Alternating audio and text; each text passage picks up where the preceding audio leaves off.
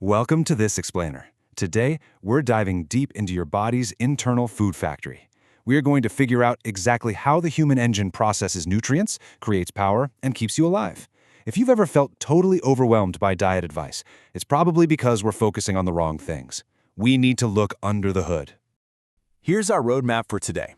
We'll start right on the factory floor with digestion, explore your raw materials, peek into the cellular engine room where energy is actually made, look at how to protect your gut ecosystem, figure out why the system breaks, and finally, go over a 4-step nutrition strategy.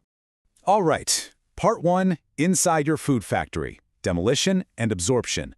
To really get nutrition, you've got to understand the mechanical and chemical machinery running your personal processing plant. The chronological journey of your food all starts in your mouth, your built-in grinder, turning food into a paste while your salivary enzymes kick off that very first round of digestion. Next, it drops down into the stomach. Think of this as your personal acid tank, where proteins are unfolded and turned into this usable mush. From there, your pancreas brings out the biochemical scissors to snip that mush down even further so it can enter the small intestine. Now, this is the absorption zone. The walls here are literally lined with these microscopic towel-like loops called villi that just soak up all the nutrients. And finally, everything absorbed reports to step 4, the liver. And trust me, the liver is the boss. Here's the crazy part. The liver decides the ultimate fate of every single molecule. It chooses whether to burn it for immediate energy, store it for later, detoxify it, or just send it packing. This is a massive paradigm shift in how we view food. You see, you aren't actually what you eat, you're really only what you absorb into your bloodstream. Moving right along to Section 2, the Big 3, Macronutrients. These are the raw materials your body needs in bulk. Now that we know how the factory floor operates, let's look at the actual inputs that run the human engine. We'll start with carbohydrates, which are your body's preferred fuel. Every carb you eat gets converted into glucose. But what's really fascinating here is how the actual molecular structure of those carbs totally dictates your daily energy levels. Simple carbs are built from tiny chains. You digest them in a flash, giving you a massive blood sugar spike, followed by a super fast crash, and boom, you're starving again. Complex carbs, on the other hand, are long, tangled chains. They take real time to break down, giving you a smooth, slow release of glucose that keeps your fuel gauge steady and keeps you full. And if you add fiber, which is a carb you can't even digest, it slows that glucose absorption down even more, totally protecting you from those wild energy spikes. Next up, we have fats.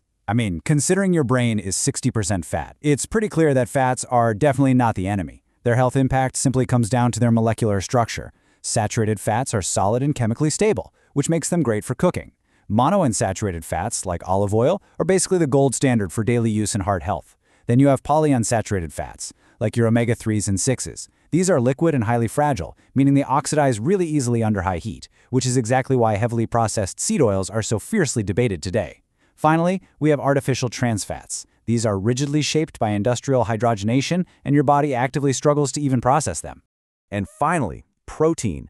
Every single cell in your body is made of protein, built from 20 tiny Lego bricks called amino acids.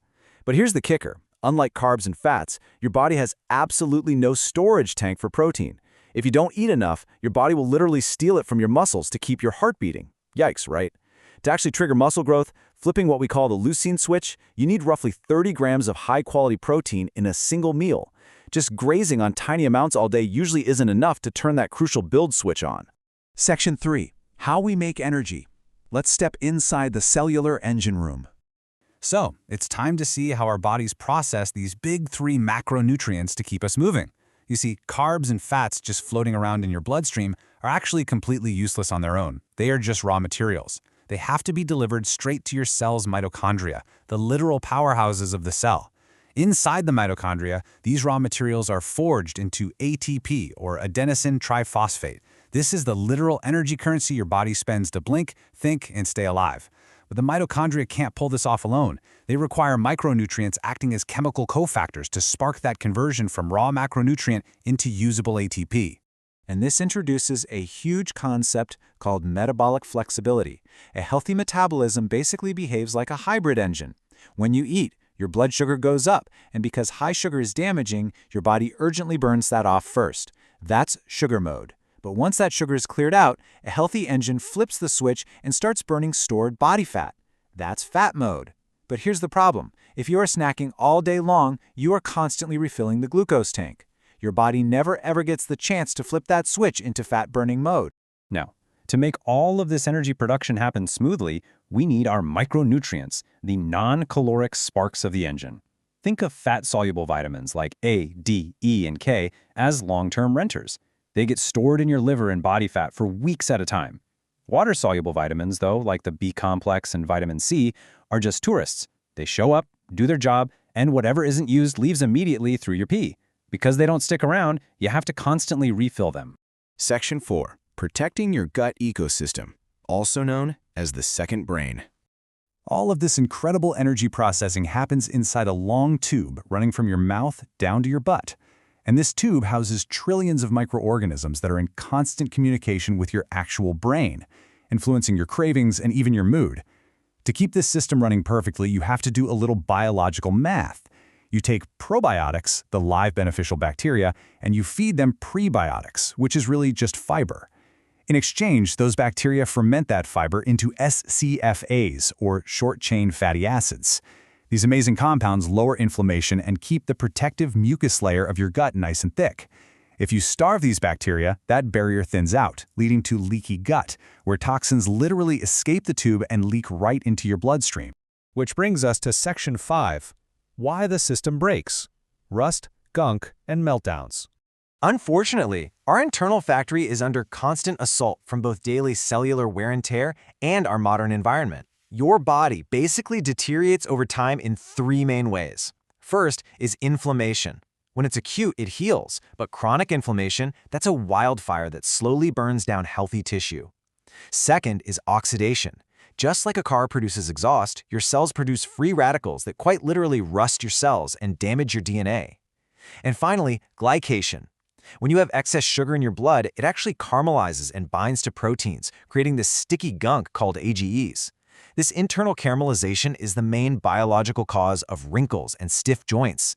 Now, the cool thing is, your body actually knows exactly how to clean up this rust and gunk through a process called autophagy, where cells basically eat their own broken parts. But our modern lifestyle completely hijacks the hormones that allow this. Constant eating keeps your insulin high, which puts the body in storage lockdown and totally blocks the cleanup crew. Modern processed foods hijack our dopamine, forcing our brains to ignore our natural "I'm full" stop signals.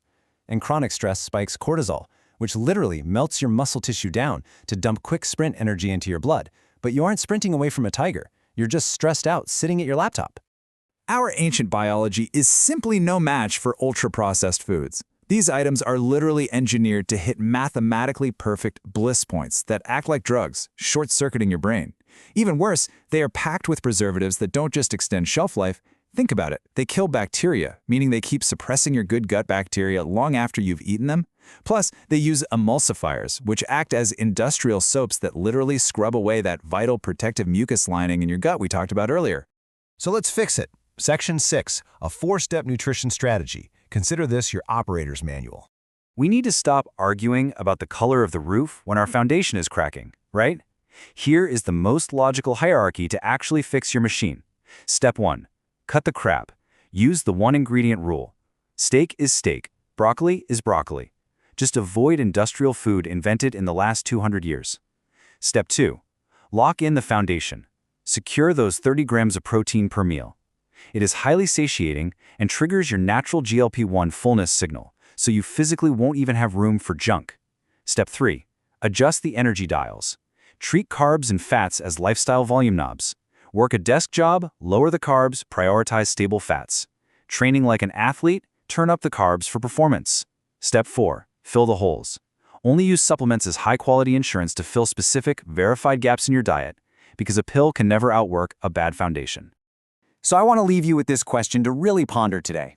Look at your very next meal and ask yourself, are you feeding your biological engine, providing the exact raw materials your mitochondria need to forge ATP? Or are you just hacking your dopamine for a cheap thrill that's going to rust the system? You are the sole operator of this incredible machine. How you choose to fuel it changes absolutely everything. Thanks for joining me on this explainer, and I'll catch you on the next one.